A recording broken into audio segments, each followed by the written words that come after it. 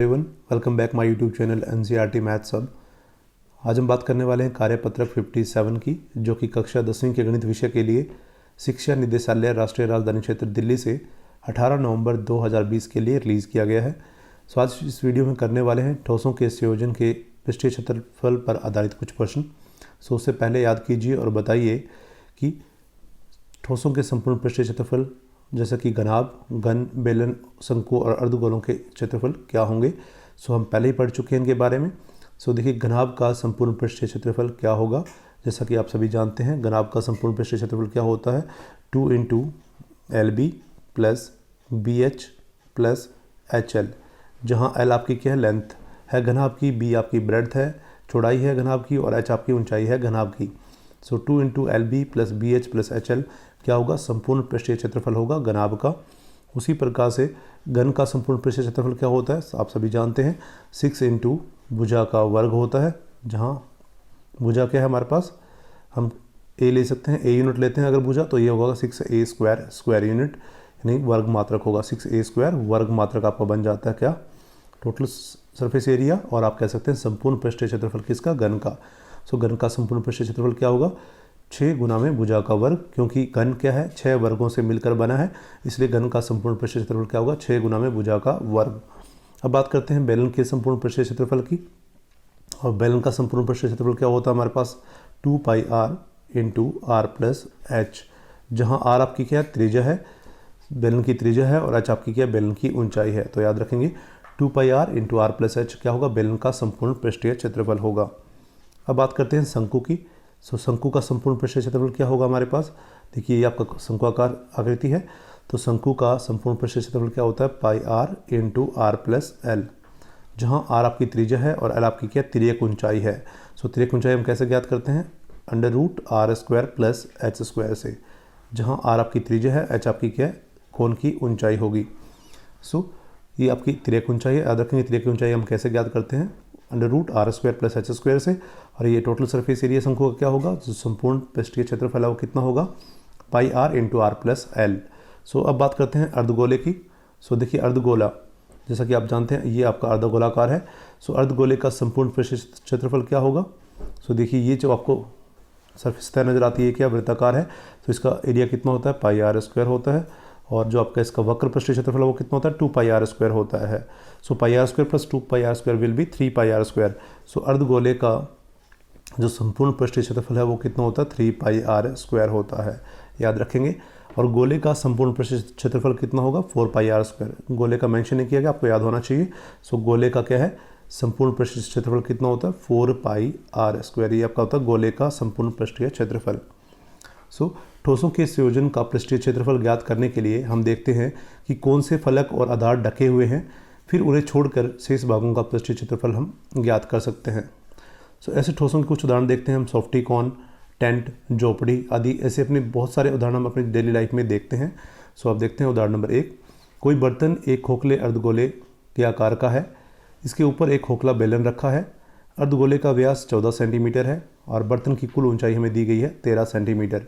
सो इस बर्तन का आंतरिक पृष्ठीय क्षेत्रफल हमें ज्ञात करना है। तो जैसा कि आप आकृति में देख सकते हैं, हमें एक अर्धगोलाकार दिया गया है, अर्धगोलाकार व्यास है, अर्धगोलाकार हमारे पास आधार है, जिस पर हमारे पास एक बेलनाकार आकृति अध्यारोपित है और बेलन रखा गया है, हम कह सकते हैं। सो अर्धगोले का व्यास और जो आपका बेलन का व्यास होगा वो दोनों का समान ही होगा, जो कि 14 सेंटीमीटर है। सो इसका आधा करेंगे तो हमें क्या मिलेगी, त्रिज्या मिलेगी। सो हमें बेलन की त्रिज्या और अर्धगोलाकार की त्रिज्या मिल जाती है, जो कि हमारे पास होगी 7 सेंटीमीटर। सो हम कह सकते हैं अर्धगोले का व्यास बराबर है हमारे पास 14 सेंटीमीटर। सो अर्धगोले की और बेलन की त्रिज्या, दोनों की त्रिज्या कितनी होगी, 7 सेंटीमीटर, और बेलन की कुछ ऊंचाई में दी गई है, बर्तन की कुल ऊंचाई में दी गई है 13 सेंटीमीटर। सो हम बेलनाकार भाग की ऊंचाई ज्ञात कर सकते हैं। सो बेलनाकार भाग की ऊंचाई क्या होगी, h बराबर कितनी होगी, 13 सेंटीमीटर माइनस 7 सेंटीमीटर। देखिए टोटल बर्तन की ऊंचाई हमारे पास दी गई है 13 सेंटीमीटर। सो आप ये 7 सेंटीमीटर उसमें से सब्ट्रैक्ट कर दीजिए, तो हमें बेलनाकार भाग की ऊंचाई मिल जाएगी, जो कि 6 सेंटीमीटर होगी।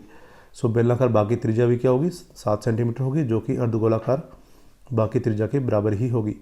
सो अब देखते हैं बर्तन का आंतरिक पृष्ठीय क्षेत्रफल किसके बराबर होगा, बर्तन का वक्र पृष्ठीय क्षेत्रफल। सो अब देखिए बेलन का वक्र पृष्ठीय क्षेत्रफल हमारे पास, देखिए ये एक बेलन का वक्र पृष्ठीय क्षेत्रफल और अर्धगोला का वक्र पृष्ठीय क्षेत्रफल को जोड़ दीजिए, तो हमें बर्तन का आंतरिक पृष्ठीय क्षेत्रफल मिल जाएगा।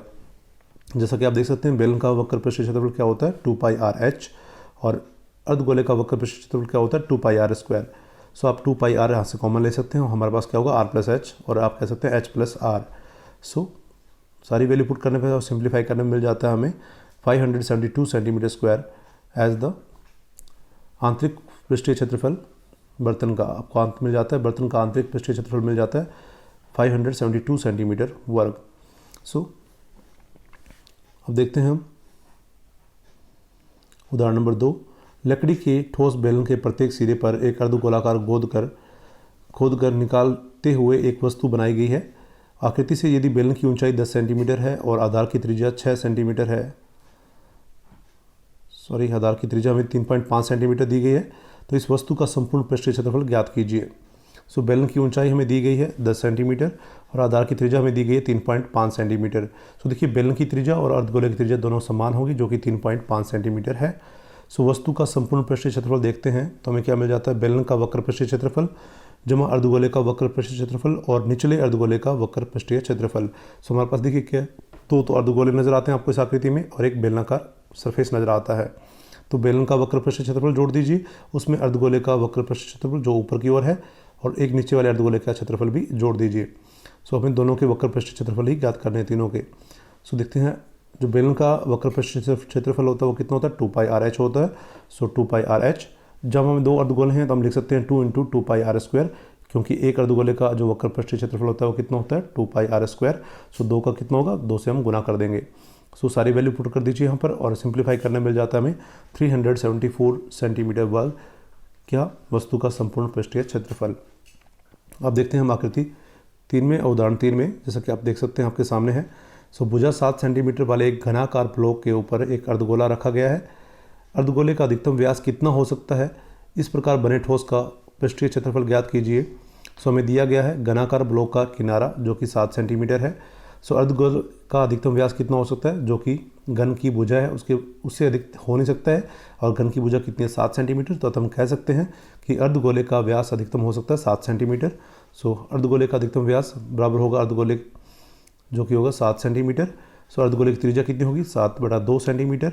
सो ठोस का पृष्ठीय क्षेत्रफल क्या होगा हमारे पास, घनाकार ब्लॉक का क्षेत्रफल, ये आपके पास घन है तो घनाकार ब्लॉक का क्षेत्रफल जमा अर्धगोले का पृष्ठीय क्षेत्रफल, उसमें से माइनस करना पड़ेगा अर्धगोले से ढके हुए वृत्त का क्षेत्रफल, क्योंकि अर्धगोलाकार का जो व्यास आपका निचला सिरा है वो हमें दिखाई नहीं दे रहा है, जो कि छिपा हुआ भाग है। तो छिपे हुए भाग को हमें घटाना होगा। सो ठोस का पृष्ठीय क्षेत्रफल क्या होगा हमारे पास, घनाकार ब्लॉक का क्षेत्रफल जमा अर्धगोले का पृष्ठीय क्षेत्रफल और उसमें से माइनस करना होगा अर्धगोले से ढके वृत्त का क्षेत्रफल। सो ठोस का पृष्ठीय क्षेत्रफल क्या होगा 6 गुना में किनारे का स्क्वायर। अब किनारा क्या है हमारे पास 7 सेंटीमीटर है, तो मान रख दीजिए यहाँ पर 6 गुना में 7 का वर्ग प्लस 2πr² जो कि अर्धगोले का पृष्ठीय क्षेत्रफल है, उसमें से घटा दीजिए ढके हुए वृत्त का क्षेत्रफल जो कि πr² होता है। तो 2πr² minus πr² will be πr²। सारे मान रख दीजिए और मान रखने में मिल जाता है हमें 332.5 सेंटीमीटर, यहाँ घन नहीं आएगा वर्ग आएगा। सो 332.5 सेंटीमीटर वर्ग जो कि मिल जाता है हमें ठोस का पृष्ठीय क्षेत्रफल। तो ये थे आपके उदाहरण। अब देखते हैं हमें अभ्यास के लिए दिए गए प्रश्न। हमें 3 प्रश्न दिए गए हैं अभ्यास के लिए। तो पहला प्रश्न आपके सामने स्क्रीन पर है। 2 घनों जिनमें से प्रत्येक का आयतन 64 सेंटीमीटर क्यूब है के फलकों को मिलाकर एक ठोस बनाया जाता है, इससे प्राप्त घनाभ का पृष्ठीय क्षेत्रफल ज्ञात कीजिए। सो हमें दिया गया है घन का आयतन जो कि 64 सेंटीमीटर क्यूब है, या हम कह सकते हैं 64 घन सेंटीमीटर है, परंतु घन का आयतन हम जानते हैं क्या होता है, भुजा का वर्ग होता है, भुजा का घन होता है। सो देखिए घन का आयतन हमें पता है कि भुजा का घन होता है। सो भुजा का घन बराबर है, हम लिख सकते हैं 64 सेंटीमीटर घन। तो भुजा का घन किसके बराबर होगा, देखिए 64 को हम क्या लिख सकते हैं, 64 को हम लिख सकते हैं 4 गुना 4 गुना 4। सो देखिए 4 की पावर कितनी हो जाती है, 3 हो जाती है। सो 4 सेंटीमीटर का घन लिख सकते हैं बराबर भुजा का घन। अब देखिए घात बराबर है दोनों तरफ, जब दोनों तरफ घात बराबर है तो हम आधार को बराबर कर सकते हैं। सो भुजा मिल जाती है हमें, भुजा बराबर 4 सेंटीमीटर। सो अतः प्रत्येक भुजा क्या होगी हमारे पास 4 सेंटीमीटर मिल जाती है हमें। सो प्रत्येक घन की भुजा जो है 4 सेंटीमीटर है। अब क्योंकि ये दोनों घन क्या है एंड टू एंड मिलाए जाते हैं, जिससे हमें क्या मिलेगा, घनाभ मिलेगा। सो क्योंकि दोनों घनों के फलकों को जोड़ा गया है, सो प्राप्त घनाभ की लंबाई क्या हो जाएगी 4 × 4, जैसा कि आप स्क्रीन पर देख पा रहे हैं। 4 × 4 क्या हो जाएगा हमारे पास 8 सेंटीमीटर हो जाएगा।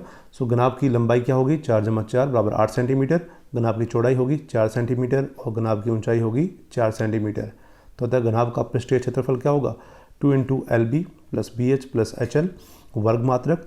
सारे मान यहाँ रख दीजिए। लंबाई हमारे पास 8 है, चौड़ाई हमारे पास 4 है, ऊंचाई हमारे पास 4 है। सो 8 × 4 जमा 4 जमा 4 × 4 और जमा में 4 × 8। सो सिंप्लीफाई करने में मिल जाता है हमें 2 गुना में 32 जमा 16 जमा 32। सो ये सिंप्लीफाई कर दीजिए इन सभी को, हमें मिल जाता है 80। सो 2 × 80 बिकम 160 सेंटीमीटर स्क्वायर। सो देखिए घनाभ का पृष्ठीय क्षेत्रफल मिल जाता है 160 वर्ग सेंटीमीटर। सो ये आपका घनाभ का पृष्ठीय क्षेत्रफल है। सो अब देखते हैं प्रश्न नंबर 2 में। आकृति 1 में दर्शाया गया ब्लॉक 2 ठोसों से मिलकर बना है। इसमें से एक घन और एक अर्धगोला है। ब्लॉक का आधार 5 सेंटीमीटर किनारे वाला एक घन है और उसके ऊपर एक लगे अर्धगोले का व्यास 4.2 सेंटीमीटर है। इस ब्लॉक का संपूर्ण पृष्ठीय क्षेत्रफल हमें ज्ञात करना है। तो जैसा कि आप देख सकते हैं हमारे पास एक ब्लॉक है जो कि घनाकार का है। उस घन के ऊपर हमें अर्धगोलाकार आकृति रखी गई है जिसका व्यास कितना है 4.2 सेंटीमीटर है और घन की भुजा कितनी हमारे पास 5 सेंटीमीटर है। सो घन का संपूर्ण पृष्ठीय क्षेत्रफल क्या होगा 6 गुना में भुजा का वर्ग, क्योंकि घन आपका क्या है 6 वर्गों से मिलकर बना है। तो और एक वर्ग का क्या होता है, प्रत्येक वर्ग का एरिया क्या होगा, जो क्षेत्रफल है वो कितना होगा भुजा का वर्ग होता है। तो 6 वर्गों का क्षेत्रफल क्या होगा 6 गुना भुजा का वर्ग, जो कि होगा घन का संपूर्ण पृष्ठीय क्षेत्रफल। सो 6 गुना में भुजा का वर्ग 6 गुना में 5 का वर्ग 6 गुना 5 गुना 5 और ये आपका होगा 150 सेंटीमीटर वर्ग। सो देखिए हमें घन का संपूर्ण पृष्ठीय क्षेत्रफल मिल जाता है। अब देखते हैं ब्लॉक का संपूर्ण पृष्ठीय क्षेत्रफल जो हमें ज्ञात करना है किसके बराबर होगा, घन का संपूर्ण पृष्ठीय क्षेत्रफल। उसमें से हमें अर्धगोले के आधार का क्षेत्रफल जो कि हमें दिखाई नहीं दे रहा है, इसको आपको घटाना होगा और जमा में करना होगा घन का वक्र पृष्ठीय क्षेत्रफल जो कि आपका ऊपरी भाग है। सो घन का संपूर्ण पृष्ठीय क्षेत्रफल हमने ज्ञात कर लिया जो कि कितना 150 सेंटीमीटर वर्ग है। उसमें से अर्धगोले के आधार का घटा दीजिए क्षेत्रफल जो कि πr² होता है और उसमें अर्धगोले का वक्र पृष्ठीय क्षेत्रफल जोड़ दीजिए जो कि 2πr² है। सो 2πr² में से आप घटाते हैं πr² तो मिल जाता है πr²। सो 150 प्लस पाई आपका 22/7 होगा और त्रिज्या आपके पास कितनी है 4.2/2 हो जाएगी, क्योंकि 4.2 आपका क्या व्यास है अर्धगोले का, तो त्रिज्या होगी 4.2/2। 4.2/2 सो इसको आप राइट कर सकते हैं 21/10। सिंप्लीफाई करने पर इसको भी लिख सकते हैं 21/10 और ये आपका 22/7 है। इसको सिंप्लीफाई करते हैं तो मिलता है 1386/100 और ये मिल जाता है आपको 13.86। सो 150 प्लस 13.86 ऐड करने मिल जाता है 163.86 सेंटीमीटर स्क्वायर और आप कह सकते हैं 163.86 वर्ग सेंटीमीटर स्क्वायर जो कि आपका ब्लॉक का संपूर्ण पृष्ठीय क्षेत्रफल है। अब देखते हैं प्रश्न नंबर 3। मैक ने अपने बगीचे में एक खोखले बेलन जैसा पक्षी स्नानघर बनाया जिसके एक सिरे पर अर्धगोलाकार बर्तन है। आकृति 2 में बेलन की ऊंचाई हमें दी गई है 1.45 मीटर और त्रिज्या दी गई है हमें 30 सेंटीमीटर। पक्षी स्नानघर का संपूर्ण पृष्ठीय क्षेत्रफल ज्ञात कीजिए। जैसा कि आप देख सकते हैं आकृति में हमारे पास एक अर्धगोलाकार आकृति है और एक बेलनाकार आकृति है। सो माना बेलन की ऊंचाई कितनी है h यूनिट है, h मात्रक है और बेलन और अर्धगोले की उभयनिष्ठ त्रिज्या क्या होगी हमारे पास जो कि r है बराबर है 30 सेंटीमीटर। सो पक्षी स्नानघर का संपूर्ण पृष्ठीय क्षेत्रफल कितना होगा, बेलन का वक्र पृष्ठीय क्षेत्रफल जमा में अर्धगोले का वक्र पृष्ठीय क्षेत्रफल। तो देखिए हमें ऊंचाई दी गई है 1.45 मीटर, इसको आप सेंटीमीटर में बदल देते हैं तो ये होगा 145 सेंटीमीटर। सो 145 सेंटीमीटर आपकी क्या होगी ऊंचाई होगी बेलनाकार भाग की और त्रिज्या दी गई हमें 30 सेंटीमीटर।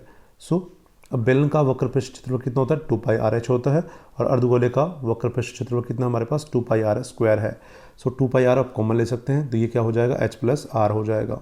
सो 2 × पाई आपका 22/7 और आपकी जो त्रिज्या है r वो आपकी कितनी 30 है तो रख दीजिए मान यहाँ पर और h आपका कितना 145 सेंटीमीटर और त्रिज्या आपकी 30 सेंटीमीटर है। सिंप्लीफाई करने मिल जाता है हमें 1320/7 × 175। इसको मल्टीप्लाई करने मिलेगा हमें 33,000 वर्ग सेंटीमीटर। इसको आप बदल सकते हैं मीटर स्क्वायर में।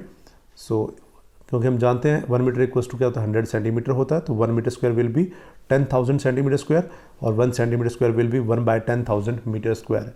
सो आप इसको 10,000 से भाग करने पर मिल जाता है हमें 3.3 मीटर वर्ग, जो कि आपका क्या है दिए गए ब्लॉक और जो दिए गए आपकी आकृति है उसका क्या स्नानघर जो पक्षी स्नानघर है उसका संपूर्ण पृष्ठीय क्षेत्रफल बन जाता है। This is all about question number 3 and worksheet number 57. So if you learn from this video, then please do subscribe my channel and share this video as much as you can. Thanks for watching.